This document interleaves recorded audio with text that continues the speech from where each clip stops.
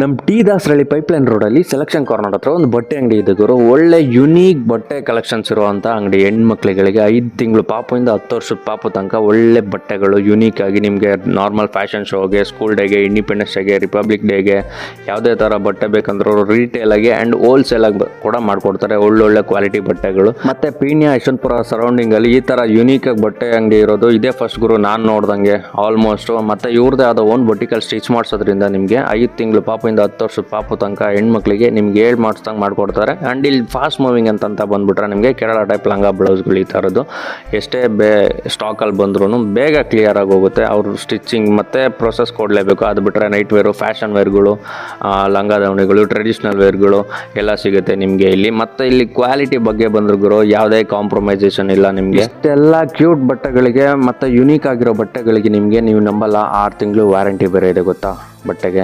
ಇಷ್ಟ